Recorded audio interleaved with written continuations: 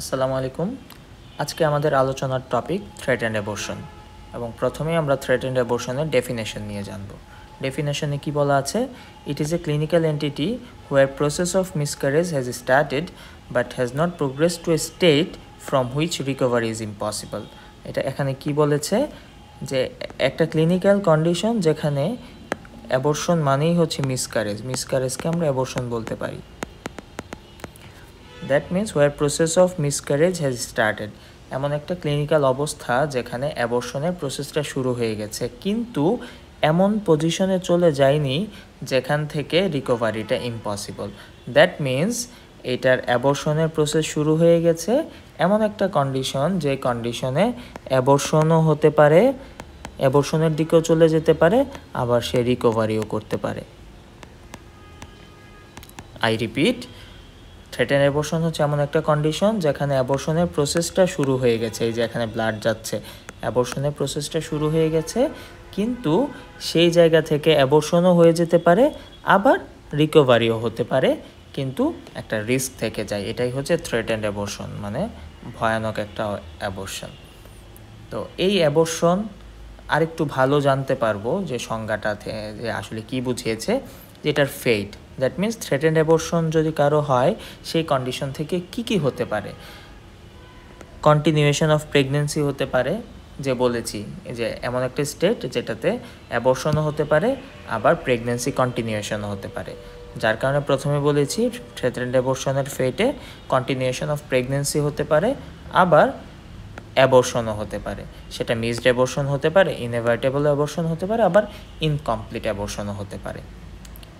এবং continuation of pregnancy যদি হয় তখন আবার ইন্ট্রাইউটেরাইন গ্রোথ রিটার্ডেশন হতে পারে, কনজেনিটাল ম্যালফরমেশন হতে পারে, ইন্ট্রাইউটেরাইন ফিটাল ডেথ, স্টিল বার্থও হতে পারে, আবার প্রিমেচিউর লেবার হতে পারে, প্লাসেন্টা প্রিভিয়া হতে পারে।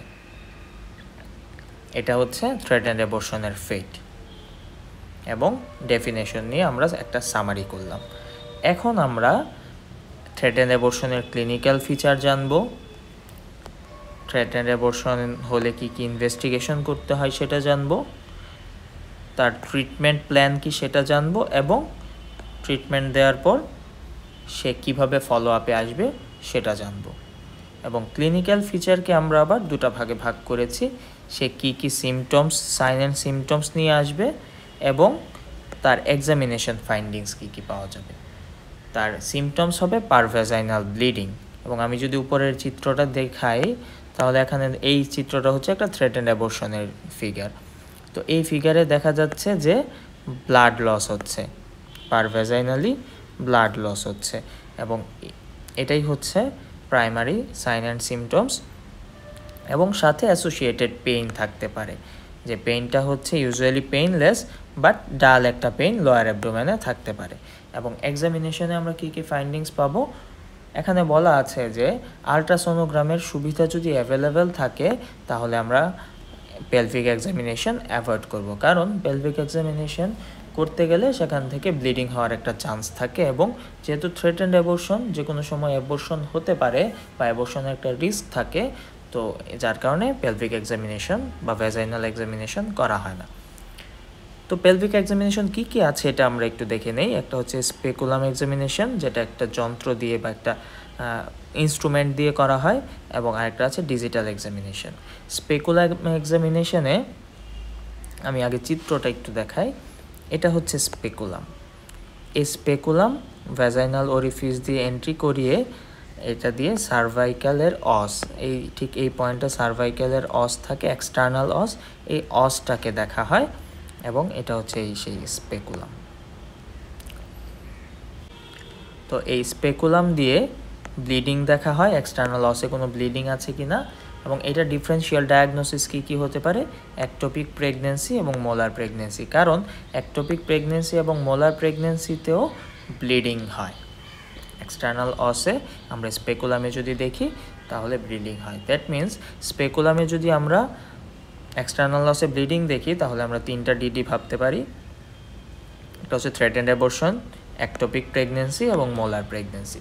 এবং ডিজিটাল এক্সামিনেশনে আমরা আঙুল দিয়ে এক্সটার্নাল অসটাকে ক্লোজড পাবো এবং সার্ভিক্স এবং ইউটেরাস যদি ফিল করি তাহলে এটা দেখব সফট। এবং এটা একটা চিত্রতে বলা আছে যে 1 নাম্বার চিত্রটা হচ্ছে থ্রেটেন্ড অ্যাবর্শন, এবং এই অ্যাবর্শনে আমরা একটু যদি দেখাতে চাই যে এই জায়গাটা এটাই হচ্ছে সার্ভিক্স, এবং সার্ভিক্সটা ক্লোজড, কিন্তু এটার সার্ভিক্সটা যদি 2 নাম্বার চিত্রের খেয়াল রাখি, এটার সার্ভিক্সটা কিন্তু ক্লোজ না, একটু ওপেন হয়ে আছে। তো যার কারণে এই প্লাসেন্টা এবং ব্লাড ক্লটগুলো অতি সহজেই বের হয়ে যেতে পারছে, এবং এটাও ওপেন হয়ে আছে, কিন্তু এটার ভিতরে কোনো প্লাসেন্টা বা ফিটাল কোনো কন্টেন্ট নেই। তো যার কারণে এখানে বলা আছে ডিজিটাল এক্সামিনেশনে এই থ্রেটেন্ড অ্যাবর্শনের ক্ষেত্রে এক্সটার্নাল অসটাকে ক্লোজ পাওয়া যাবে। এবং 2 নম্বর চিত্রটা হচ্ছে ইনকমপ্লিট অ্যাবর্শন বা ইনকমপ্লিট মিসক্যারেজ। ইনকমপ্লিট মিসক্যারেজে দেখা যাচ্ছে যে একটা অংশ ভ্যাজাইনা দিয়ে চলে যাচ্ছে এবং কিছু অংশ ইউটেরাসের ভিতরে রয়ে গেছে। এবং 3 নম্বরে দেখা যাচ্ছে কমপ্লিট মিসক্যারেজ, যার কারণে ভিতরে কোনো কন্টেন্ট দেখা যাচ্ছে না, কমপ্লিট মিসক্যারেজ হয়ে গেছে। এটাই হচ্ছে ক্লিনিক্যাল ফিচার এবং এক্সামিনেশন ফাইন্ডিংস থ্রেটেন্ড অ্যাবর্শনের। এখন আমরা থ্রেটেন্ড অ্যাবর্শনে কী কী ইনভেস্টিগেশনস করতে হয় সেটা একটু জানব। ইনভেস্টিগেশন আমরা 3টা হেডলাইনে ভাগ করেছি: ব্লাড, ইউরিন এবং আলট্রাসোনোগ্রাফি। ব্লাড টেস্টে আমরা সিবিসি করি, সিবিসিতে আমরা হিমোগ্লোবিন দেখি, হেমাটোক্রিট দেখি। এবং যেহেতু থ্রেটেন্ড অ্যাবর্শন এবং অ্যাবর্শনে হলে অনেক ব্লাড লস হয়, সেই ব্লাড লস যদি হয় তাকে ইমিডিয়েট ব্লাড দেওয়ার জন্য আমরা ব্লাড এপিও ব্লাড গ্রুপিং এবং আরএইচ টাইপিংটা করে থাকি। এবং আরএইচ টাইপিং করে যদি মায়ের আরএইচ নেগেটিভ পাই তখন এনটিডি গামা গ্লোবিউলিন তাকে ইনজেকশন পুশ করা হয়। এবং ইউরিন কি টেস্ট করি? Immunological test for pregnancy test করা হয়। এবং আলট্রাসোনোগ্রামে আমরা ফিটাস দেখি এবং ফিটাস দেখি, যেটা জেস্টেশনাল সেকের মাঝে থাকে। এবং তার ট্রিটমেন্ট প্ল্যান কি? তাকে আমরা বেড রেস্ট দেই আনটিল ব্লিডিং স্টপস, এবং ইন্টারকোর্স করতে না করি। যদি অ্যাংশাস থাকে সিডেটিভস নিতে বলবো, এবং আগেই বলেছি সে যদি আরএস নেগেটিভ মাদার হয় তখন এনটিডি নিতে বলবো। এবং ফলো আপ বলবো 2 to 3 উইকস লেটার আলট্রাসোনোগ্রাম করতে বলবো, করে দেখাতে বলবো। এটাই হচ্ছে থ্রেটেন্ড অ্যাবর্শনের সামারি। এবং এই যে আমি বলেছি ক্লিনিক্যাল ফিচার, এরপরে ইনভেস্টিগেশন এবং ট্রিটমেন্ট ফলো আপ, এই পয়েন্টগুলো নিয়ে থ্রেটেন্ড অ্যাবর্শনের ম্যানেজমেন্ট।